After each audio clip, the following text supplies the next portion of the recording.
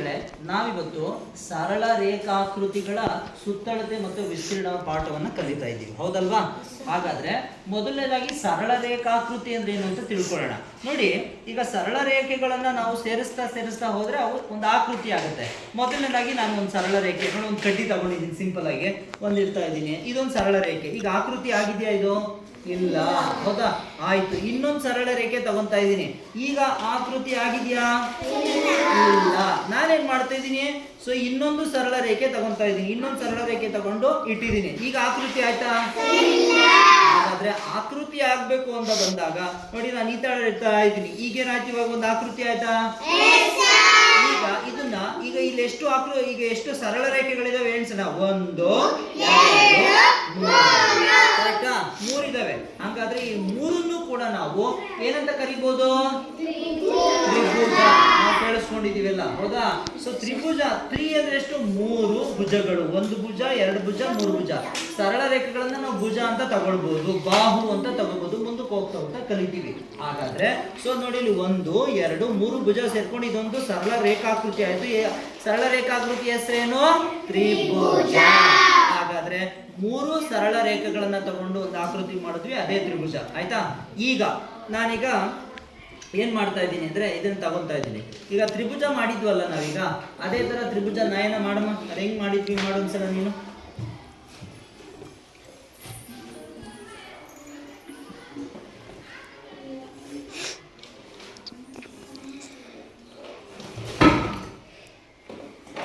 So ಇವಾಗ ಎಂತ ಆಕೃತಿ ಆಯ್ತು? ಎಂತ ಆಕೃತಿ ಆಯ್ತು? ತ್ರಿಭುಜ. ಓಕೆ, ತ್ರಿಭುಜ ಮಾಡಬೇಕು ಅಂದ್ರೆ, ನಾವು ತ್ರಿಭುಜಾಕೃತಿ ಬರಬೇಕು ಅಂದ್ರೆ ಸೊ ನಮ್ಗೆ ಎಷ್ಟು ಭುಜಗಳು ಬೇಕಾಯ್ತು? 3 ಭುಜಗಳು ಬೇಕಾಯ್ತು. ಈಗ ನನ್ನ ಕ್ವಶನ್ ಏನು ಅಂದ್ರೆ, 2 ಭುಜದಲ್ಲಿ ನೀವು ಸೊ ಆಕೃತಿ ಮಾಡಕ್ ಆಗುತ್ತಾ? ಯಾಕಾಗಲ್ಲ? ಎರಡರಲ್ಲೇ ಮಾಡಕ್ ಆಗುತ್ತಾ? ಇಲ್ಲ. ಯಾಕೆ ಅಂದ್ರೆ ನೋಡಿ, ಇಲ್ಲಿ ಯಾಕೆ ಮಾಡಕ್ ಆಗಲ್ಲ ಅಂದ್ರೆ ಇಲ್ಲಿ ಓಪನ್ ಬಂದ್ಬಿಡ್ತು. ಈಗ ಓಪನ್ ಇದ್ರೆ ನಾವು ಅದನ್ನ ಆಕೃತಿ ಅಂತ ಕರೆಯಲ್ಲ. ಯಾಕಂದ್ರೆ ಆಕೃತಿ ಯಾವಾಗ್ಲೂ ಮುಚ್ಚಲ್ಪಟ್ಟಿರುತ್ತೆ. ನೋಡಿ, ಈ ತರ ಮುಚ್ಚಲ್ಪಟ್ಟಿರುತ್ತೆ.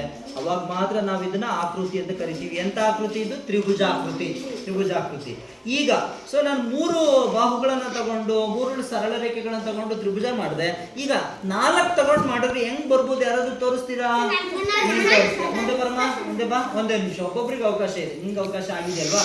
ಈಗ 3 ತಗೊಂಡ್ವಿ, 4 ತಗೊಂಡ್ರೆ ಹೆಂಗ್ ಬರುತ್ತೆ? ತೋರಿಸಿ. 4 ತಗೋ ಕಡ್ಡಿ.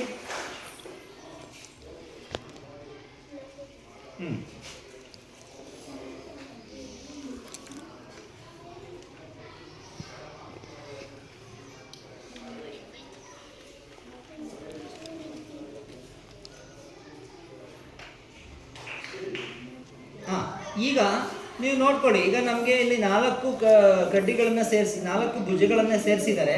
ಈಗ ನಮಗೆ ಆಕೃತಿ ಏನಾಯ್ತು? ಇದು ಅಂದ್ರೆ ಯಾವುದೇ ಆಕೃತಿ ಕೂಡ ಮುಚ್ಚಲ್ಪಟ್ಟಿರ್ಬೇಕು. ಈಗ ಮುಚ್ಚಿದರೆ ನೀಟಾಗಿ ಈಗ ಮಾಡಿದ್ದಾರೆ. ಇದ್ರ ಹೆಸರೇನು? ಚೌಕ. ಹಾಗಾದ್ರೆ ಇದು ಚೌಕ ಅಂತ ಹೇಳ್ಬೇಕು ಅಂದ್ರೆ ಇಲ್ಲಿಂದ ಇಲ್ಲಿ ಎಷ್ಟಿದೆಯೋ ಅಳತೆ, ಇಲ್ಲಿಂದ ಇಲ್ಲಿಗೆ ಅಷ್ಟೇ ಹೇಳ್ತಿರ್ಬೇಕು. ಅಂದ್ರೆ 4 ಕಡ್ಡಿ ತಗೊಂಡಿದ್ವಿ ಅಂದ್ರೆ 4 ಕಡ್ಡಿ ಸಮ ಆಗಿರ್ಬೇಕು. ಸಮ ಇದೆಯಾ? ಚೆಕ್ ಮಾಡೋಣ. ಇವಾಗ ಚೆಕ್ ಮಾಡೋಣ. ಇದೊಂದು ಕಡ್ಡಿ ತಗೊಂಡೆ, ಅದಾದ್ಮೇಲೆ ಇದೊಂದು ಕಡ್ಡಿ ತಗೊಂಡೆ, ಸಮನಾಗಿದೆಯಲ್ಲ ಅಂತ ಚೆಕ್ ಮಾಡೋಣ. ಓಕೆ, ಇದು ಮುರಿದೋಗ್ತಾ ಇದೆ, ಇದು ತಗೊಳ್ಳೋಣ. ಓಕೆ, ನೆಕ್ಸ್ಟ್ ಇದೊಂದು ಕಡ್ಡಿ ತಗೊಂಡೆ, ಇದೊಂದು ಕಡ್ಡಿ ತಗೊಂಡೆ. ಹಾಗಾದ್ರೆ ಈಗ ಹೇಳಿ, 4 ಕಡ್ಡಿಗಳ ಅಳತೆ ಒಂದೇ ಇದೆಯಾ? ನೋಡಿ, ಇಲ್ಲ. ಹಾಗಾದ್ರೆ ಇದು ಚೌಕ ಆಗುತ್ತಾ? ಇಲ್ಲ. ಹಾಗಾದ್ರೆ 4 ಈಗ ಕಡ್ಡಿಗಳ ಅಳತೆ ಯಾವಾಗ ಅಳತೆ? ಸೊ ಈಗ ಚೌಕ ಆಗ್ಬೇಕು ಅಂದ್ರೆ ಕಡ್ಡಿಗಳ ಅಳತೆ ಹೆಂಗಿರ್ಬೇಕು? ಸಮನಾಗಿರ್ಬೇಕಾ? ಅಸಮವಾಗಿರ್ಬೇಕಾ? ಸಮನಾಗಿರ್ಬೇಕು. ಈಗ ಸಮ ಮಾಡ್ಕೊಳ್ಳೋಣ. ಇವಾಗ ಇದನ್ನ ಮುರಿದು ಸಮ ಮಾಡ್ಕೊಳ್ಳೋಣ ಈಗ. ಆಯ್ತಾ? ಓಕೆ, ಮುರಿದ್ವಿ. ಇದನ್ನ ಮುರಿದು ನಾವು ಇದನ್ನ ಸಮ ಮಾಡ್ಕೊತಾ ಇದೀವಿ. ಈಗ ಆಕೃತಿನ ರೆಡಿ ಮಾಡಪ್ಪ. ತಗೊಳ್ಳಿ ಆಕೃತಿ ಮಾಡಿ ಇವಾಗ. ಈಗ ಭರತ ಮಾಡಲಿ.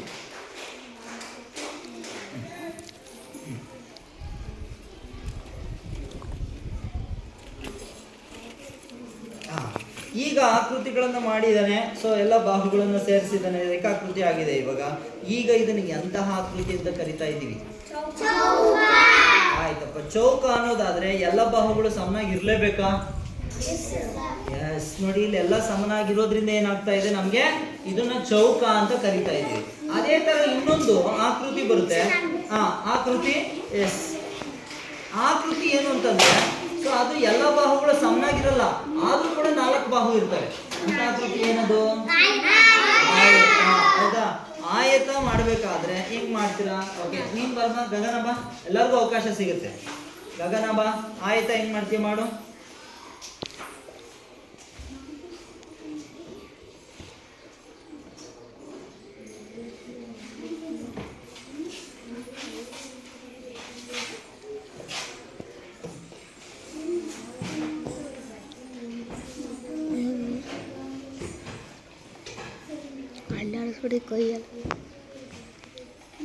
ಮಾಡ್ಲಿ ಮಾಡ್ಲಿ ಮಾಡ್ಲಿ.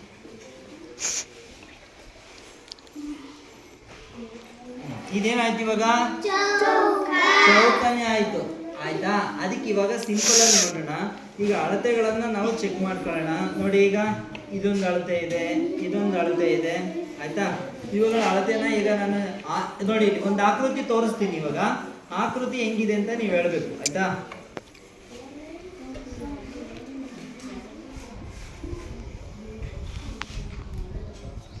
ಈಗ ನೋಡಿ, ಇಲ್ಲೊಂದು ಇಡ್ತಾ ಇದ್ದೀನಿ, ಇಲ್ಲೊಂದು ಜೋಡಿಸ್ತಾ ಇದ್ದೀನಿ, ಹಿಂಗೊಂದು ಇಡ್ತಾ ಇದ್ದೀನಿ, ಈ ಥರ ಒಂದು ಜೋಡಿಸ್ತಾ ಇದ್ದೀನಿ. ಆಯ್ತಾ? ಹಾಗಾದ್ರೆ ಈಗ ಬಂದಿರುವಂತ ಆಕೃತಿ ಯಾವುದು? ಆಯತ. ಸೊ ನೋಡಿ, ಆಯತ ಅಂತ ಬಂದ್ರೆ ಇಲ್ಲಿ ಇವೆರಡು ಕಡ್ಡಿಗಳು ಸಣ್ಣಾಗಿರ್ತವೆ, ಇವೆರಡು ಬಾಹುಗಳು ಸರಳ ರೇಖೆಗಳು ಸಣ್ಣಾಗಿರ್ತವೆ, ಇವೆರಡು ಸರಳ ರೇಖೆಗಳು ಸಣ್ಣಾಗಿರ್ತವೆ. ಇದನ್ನ ನಾವೇನಂತ ಕರಿತಾ ಇದ್ದೀವಿ? ಆಯತ. ಆಯತದಲ್ಲಿ 4 ಬಾಹುಗಳು ಅಥವಾ 4 ಸರಳ ರೇಖೆಗಳು ಸಣ್ಣಾಗಿರ್ತಾವ? ಇರ್ತಾವ? 4 ನೋಡಿ, 4 ಸಣ್ಣಾಗಿರ್ತಾವ ಚೌಕದ ತರ? ಹಾಗಾದ್ರೆ ಅಭಿಮುಖ ಬಾಹುಗಳು, ಅಭಿಮುಖ ಸರಳ ರೇಖೆಗಳು ಮಾತ್ರ. ಇದಕ್ಕೆ ಆಪೋಸಿಟ್ ಆಗಿರೋ ಇದು, ಇದಕ್ಕೆ ಆಪೋಸಿಟ್ ಆಗಿರೋ ಇವೆರಡು ಸಮನಾಗಿದ್ದಾವೆ. ಇದಕ್ಕೆ ಆಪೋಸಿಟ್ ಆಗಿರೋ ಇದು, ಇದಕ್ಕೆ ಆಪೋಸಿಟ್ ಆಗಿರೋ ಇದು ಸಮನಾಗಿದೆ. ಗೊತ್ತಾಗ್ತಾ ಇದೆಯಾ? ಸರಳ ರೇಖಾ ಆಕೃತಿಗಳು ಗೊತ್ತಾಯ್ತಾ ನಮ್ಗೆ? ಹಾಗಾದ್ರೆ ಸರಳ ರೇಖಾ ಆಕೃತಿಗಳು ಗೊತ್ತಾದ್ಮೇಲೆ ಇದರ ವಿಸ್ತೀರ್ಣ ಕಂಡುಹಿಡಬೇಕು, ಮತ್ತೆ ನಾವು ಇದರ ಸುತ್ತಳತೆ ಕಂಡುಹಿಡಬೇಕು. ಅದು ಸುಲಭನೇ. ಓಕೆ, ಒಂದು ಸ್ಕೇಲ್ ತಗೊಳ್ಳಿ. ಇವಾಗ ಸ್ಕೇಲ್ ತಗೊಳ್ಳಿ ಒಂದು. ನೋಡಿ ಇಲ್ಲಿ, ಈಗ ಸ್ಕೇಲ್ ತಗೊಂಡ್ವಿ. ಈಗ ಇಲ್ಲೊಂದು ಆಯತ ಇದೆ, ಚೆಕ್ ಮಾಡೋಣ. ಓಕೆ, ನೋಡಿ ಇಲ್ಲಿ ಇದನ್ನ ಚೆಕ್ ಮಾಡೋಣ, ಅಳತೆ ಮಾಡೋಣ. ಈಗ ಎಷ್ಟಿದೆ ಅಂತ ನೋಡೋಣ. ಆಯ್ತಾ? ನೋಡಿ, ಈಗ ಇದು 6 ಸೆಂಟಿಮೀಟರ್ ಇದೆ. ಎಷ್ಟಿದೆ? 6 ಸೆಂಟಿಮೀಟರ್ ಇದೆ. ಆಯ್ತಾ? ಇದನ್ನ ನೋಡೋಣ, ಇದೆಷ್ಟಿದೆ? ಇದು ಕೂಡ 6 ಸೆಂಟಿಮೀಟರ್ ಇದೆ. ಎಷ್ಟಿದೆ? 6 ಸೆಂಟಿಮೀಟರ್ ಇದೆ. ಸೊ ಇದೆಷ್ಟಿದೆ ಅಂತ ನೋಡ್ತಾ ಇದ್ದೀನಿ, 4 ಸೆಂಟಿಮೀಟರ್ ಇದೆ. ಇದು 4 ಸೆಂಟಿಮೀಟರ್ ಇದೆ. ಈಗ ಇದೆಷ್ಟಿದೆ? 4 ಸೆಂಟಿಮೀಟರ್ ಇದೆ. ಹೌದಾ? 4 ಸೆಂಟಿಮೀಟರ್ ಇದೆ. 4 ಸೆಂಟಿಮೀಟರ್ ಇದೆ. ಈಗ ಸುತ್ತಳತೆ ಅಂದ್ರೆ ಏನು ಅಂದ್ರೆ ನೋಡಿ, ಇದ್ರ ಅಳತೆ, ಈ ಬಾಹುವಿನ ಅಳತೆ, ಈ ರೇಖಾಖಂಡದ ಅಳತೆ, ಸೊ ಇದ್ರ ಅಳತೆ, ಇವೆಲ್ಲನೂ ಸೇರಿಸಿದಾಗ ಸೊ ನಮಗೆ ಸುತ್ತಳತೆ ಬರುತ್ತೆ. ಚೆಕ್ ಮಾಡೋಣ ಈಗ. ಓಕೆ, ಇಲ್ಲಿ 6 ಇದೆ, 6 4, ಹೌದಾ? 6 ಪ್ಲಸ್ 4 ಪ್ಲಸ್ ಇಲ್ಲಿರೋ 6 ಪ್ಲಸ್ ಇಲ್ಲಿರೋ 4. ಹಂಗಾದ್ರೆ ಕೂಡಿದ್ರೆ ಎಷ್ಟಾಗುತ್ತೆ ಹೇಳೋಣ? 6 4 10 6 16 4 20 ಸೆಂಟಿಮೀಟರ್. ಮುಗೀತು. ಹಾಗಾದ್ರೆ ಸುತ್ತಳತೆ ಸಿಕ್ಕೋಯ್ತು ನೋಡಿ ನಮ್ಗೆ. ಹೌದಲ್ವಾ? ಎಲ್ಲಾ ಬಾಹುಗಳ ಅಳತೆಗಳನ್ನ ಏನ್ ಮಾಡ್ಬೇಕು? ಕೂಡ್ಬೇಕಾ ಕಳಿಬೇಕಾ? ಕೂಡಿದಾಗ ನಮ್ಗೆ ಬರುವಂತದ್ದು ಏನು? ಸುತ್ತಳತೆ. ಆ ಆಕೃತಿಯ ಸುತ್ತಳತೆ ಬರುತ್ತೆ ನಮ್ಗೆ. ಗೊತ್ತಾಗ್ತಾ ಇದೆಯಾ? ಆ ಆಕೃತಿಯ ಸುತ್ತಳತೆ ಕಂಡುಹಿಡ್ದಾಯ್ತು. ಇದೇ ತರ ಇವಾಗ ನಾವು ಬೇರೆ ಬೇರೆ ಆಕೃತಿಗಳನ್ನ ಕಂಡುಹಿಡಿಬಹುದಾ? ಈಗ ನಾನು ಆಕೃತಿನ ಕೊಡ್ತೀನಿ, ಅಳತೆಗಳನ್ನ ನೀವು ಮಾಡಿ ನೀವೇನ್ ಮಾಡ್ಬೇಕು? ಇವಾಗ ಅಳತೆಗಳನ್ನ, ಅದರ ಒಂದು ಆಕೃತಿಯ ಸುತ್ತಳತೆಗಳನ್ನ ಕಂಡುಹಿಡಿತೀರಾ? ಓಕೆ, ಬಾ. ಈಗ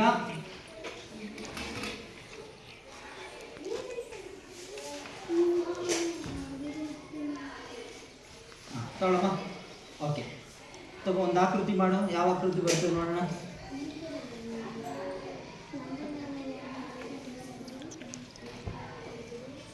ಯಾವ ಆಕೃತಿ ಬಂತು? ಈಗ ತ್ರಿಭುಜದ ಸುತ್ತಳತೆ ಬೇಕು ಅಂದ್ರೆ ನಾವು ಏನ್ ಮಾಡ್ಬೇಕು? ಯಾವ ಅಳತೆ ಕಂಡುಹಿಡಿಬೇಕು? ಎಷ್ಟು ಬಾಹುವಿಂದ ಕಂಡುಹಿಡಿಬೇಕು ನಾವು? ಎಷ್ಟು ಸರಳ ರೇಖೆಗಳನ್ನ ಕಂಡುಹಿಡಿಬೇಕು? 3. ಈಗ ಅಳತೆ ಮಾಡೋಣ. ಈಗ ತಗೊಳ್ಳೋಣ, ಸ್ಕೇಲಿಂದ ಅಳತೆ ಮಾಡು. ಒಂದೊಂದನ್ನ ಅಳತೆ ಮಾಡು. ತಗೋ, ಒಂದೊಂದನ್ನ ಅಳತೆ ಮಾಡು. ಓಕೆ, 6 ಸೆಂಟಿಮೀಟರ್ ಬಂತು. ಬಿಡು, ಆಮೇಲೆ ಬರ್ಕೊಳ್ಳೋಣ. 6 ಎಷ್ಟು ಬಂತು? 6. ನೆಕ್ಸ್ಟು ಅದು ಕೂಡ ಅಂತಂದ್ರೆ 6 ಇದೆ. ಓಕೆ, ಇದೆಷ್ಟು ಬಂತು? 6. ಈಗ ಇದೆಷ್ಟು ಬಂತು? 6. ಎಷ್ಟು ಬಂತು? ಬರ್ಕೊಳಮ್ಮ ಈಗ ವಾಟ್ರಿಗೆ ಎತ್ತಿಕ್ರಲ್ಲ ಬರ್ಕೊ. ಹಾಂ, 6 6 6 ಎಲ್ಲನೂ ಕೂಡು. 6 ಪ್ಲಸ್ 6 ಪ್ಲಸ್ 6 ಕೂಡಿದ್ರೆ ಎಷ್ಟು ಬರುತ್ತೆ? 18 ಸೆಂಟಿಮೀಟರ್.